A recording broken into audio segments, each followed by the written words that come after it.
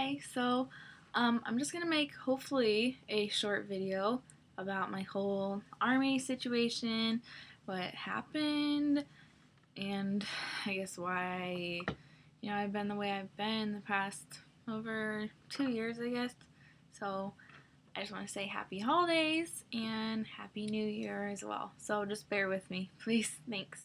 So obviously, as hopefully all of you know, I served in the Army just a little over 2 years, and originally my contract was 3 years active duty and then 5 years reserve. But obviously I didn't complete that, and I just want to go over why I came home sooner and just everything that happened. It's a part of my healing process right now, and I just want to, just get it out there and let everyone know, because I've been just holding everything in, and I really feel like right now for me it's important to let it out. So thank you for listening. I left for basic training on September 6th, 2011. I graduated basic training end of November sometime, I don't remember the exact date, and then I went straight to advanced individual training, and I graduated then February 14th on Valentine's Day. And that was probably my worst part of my military experience. My MOS was a 14 Tango, and that's what I was going to AIT for. And then right across the street from us, there were 14 Echoes. And I met a guy, and his name was Gary. We would go out on, the weekends, weekend passes we got, and we'd hang out, go to the movies. And I guess you could kind of say we were like together somewhat, but I never called him my boyfriend. He didn't ask. Well, he asked me a few times to be his girlfriend, and I denied it because, I wasn't really looking for a relationship in the Army while I was in training. But I guess, everything was good. So it was January 28th. It was Saturday night. Actually, I guess you could say Sunday morning, around 2 or 3 in the morning. And there was a hotel party with all of the 14 Tangos and 14 Echoes. And of course, I was there with Gary because we were, somewhat dating. And if you could guess it, yeah, there was alcohol involved. Everyone there was drinking. Everyone was drunk. I stopped drinking earlier in the night, so I was pretty much sobered up at 2 o'clock in the morning, and I was trying to go to bed. And then there was pounding on my door. I was staying in a room with one of my battle buddies, Davis, and she actually went and stayed in another room, so I was just alone, and someone was passed out drunk on the floor, and someone else was on a chair, and I was in bed, just by myself, and I was about to fall asleep. I was like half asleep, and as I said, there's banging at my door, so my friend in the chair goes and opens the door, and it's Gary, and he's just not, he doesn't seem very happy, and he's very drunk. He was completely wasted, completely different person. That whole night, we've been arguing and yelling at each other, and he took me in the staircase to talk to me, he took me down a hallway to talk to me, he took me in the bathroom to talk to me, he took me everywhere to talk to me and argue with me, and then, of course, we'd make up every time. This time, it was a lot different when he entered the room. So, all he said was that he needed to talk to me again, as we've done previously the whole night, about 5, 6, 7 times. So, I just, I'm like, okay, let's just get it over with, because I'm kind of half asleep right now, and I'm sitting up in the bed, and then he just grabs my arm, like, rips me out of the bed, and we go in the closet to talk. And he starts kissing me and touching me, put me up against the wall, and he slid me down the wall, and he started, just kept kissing me, and I guess in simple terms, you could say that I was raped in that closet that night. This part's just really hard for me to talk about because I've never talked about my, my personal life with anybody, and that was the scariest moment of my life. And every time I thought about, if any guy tried to hurt me, tried to, rape me or anything, I would kill him. Like, my dad took me to Taekwondo. I was almost a black belt. And I'm a pretty strong chick, right? But I couldn't do anything. Like, I was so scared. Like, what if he suffocated me and killed me? I literally lost all control of my body and my mind. I just felt like I wasn't even there. I didn't know what to do. Yeah. So after that night, a few days went by, and I hadn't really realized that it actually happened to me. I was trying to think that it wasn't me, and that didn't happen to me. I even still tried to text him and talk to him, and he completely shut me out and was going around to everyone calling me a slut, and I did this and that night, which I didn't. And so I was talking to my friends, my battle buddies, and they know exactly what happened, because my best friend, he busted me out of the closet that night because he heard me down the hallway. So one of my friends helped me report it to one of the sergeants, one of the instructors, and that helped me talk to the Sharp, and I reported it to CID. So it went into a big investigation. It went from January until December. December 20th through the 22nd was my court-martial against him. I think being on stand and being cross-examined was literally the scariest thing in my life. I just couldn't even do it. I had to do a pre-court thing, which is like an Article 32, and I had to testify. I had to be cross-examined. I had the people just railing my ass, like, calling me a whore, saying this and that, and I was crying rape. And so on December 22nd, they decided that he was not guilty, and he got let off.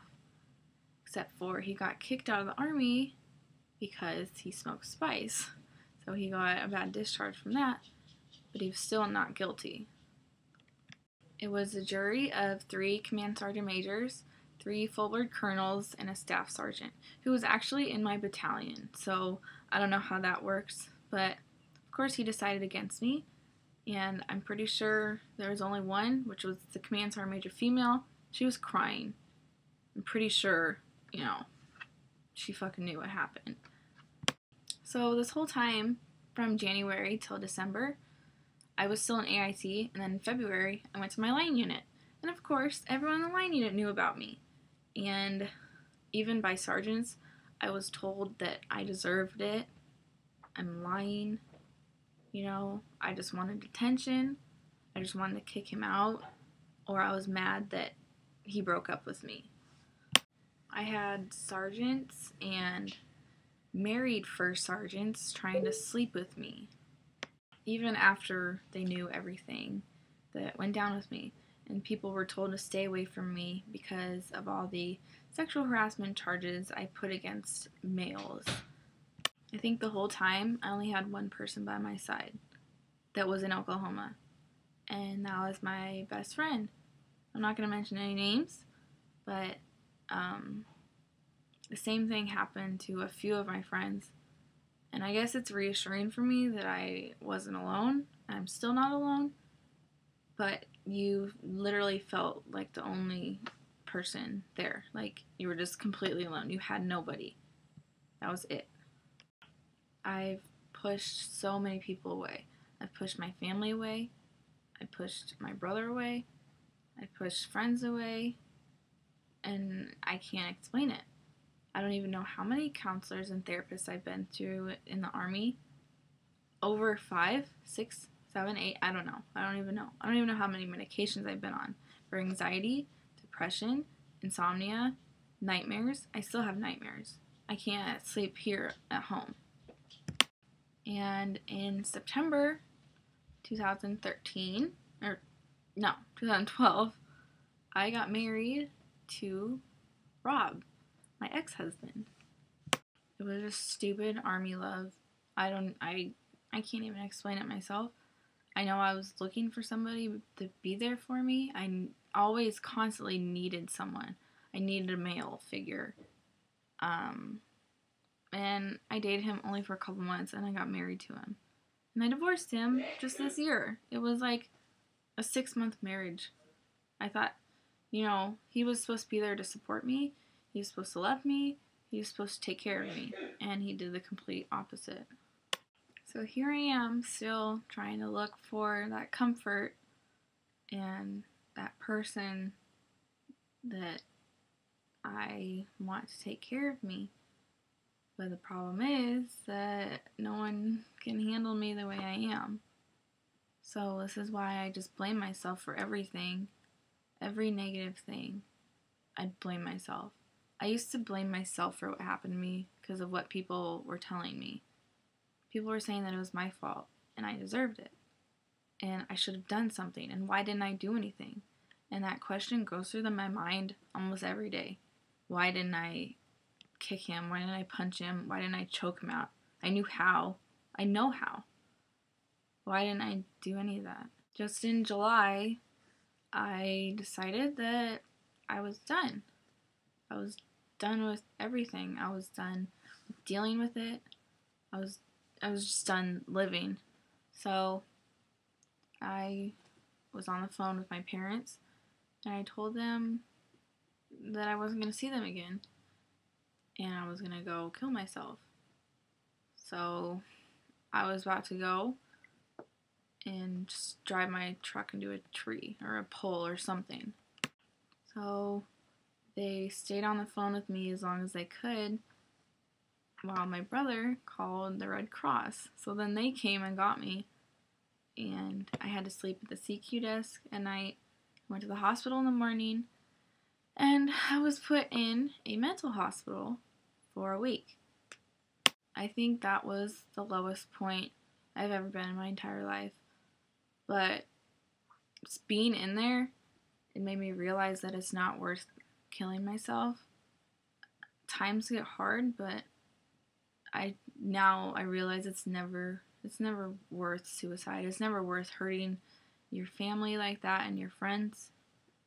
I couldn't do that to them. I mean, I could do it to myself, but I just couldn't do it to them. I've honestly been wanting to get out of the Army since I was raped in AIT 2012. And I just finally got out a couple weeks ago. I've been begging and asking. I was switched 3 different units because of sexual harassment. I didn't ask to get switched.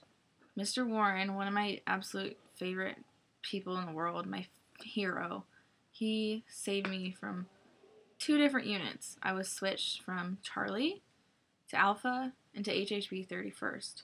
And that was the place. Those were the people that actually finally helped me. I got out with a honorable discharge.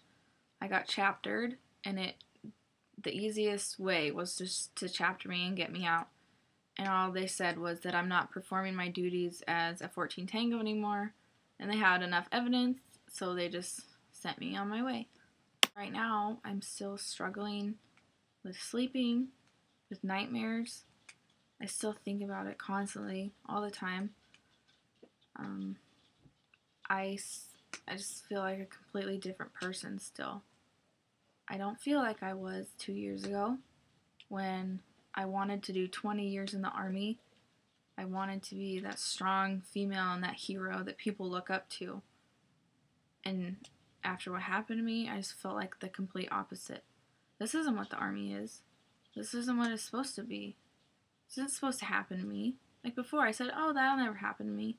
But I can't even count how many times I've seen it happen. You see it on the news. They're trying to crack down on sexual harassment. They still have people, like sergeants and officers, doing this to females and males. Male on male. Male on female. Female on male. I just wish that someday things will get better within the military, because it's not just in the Army. And if I ever have a daughter, I will definitely never recommend joining the military. I mean, people can do what they want, but I'm never going to recommend this to anyone. I am totally going to tell them not to and try for them to not sign up, because it's not what it's like in the commercials. It's not what the recruiters tell you. It's nothing like that. It's terrible, for especially for things like situations like mine. I wish I could have been strong enough to, do my full contract, but I couldn't. Being away from my family, being alone in Oklahoma, it was too much for me to handle, especially after almost killing myself. I needed somebody. I needed my family. And now I'm just here at home. I really don't have many friends.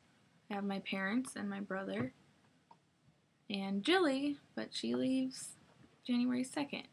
So I'm alone for then, but hopefully things will look up for me. And I don't know, it just really sucks being in my position. And I just hope it goes away soon. I'd like to thank people. I'd like to thank my dad. He was there for me at my court-martial. He flew down to be with me. And I'd like to thank my mom for always supporting me, and my brother, my grandparents, my whole family. And I'd like to thank Brandy, my best friend. She's there for me through everything, and she's still here. And I'm beyond lucky to have her in my life. And I'd like to thank Jilly for sticking with me through all my crap and everything. Just mostly thank you all for listening to this. I guess it's not so hard on video, but I would like to start talking about it in person. I think this will be, a big start to my healing process. So, thank you all. I love you.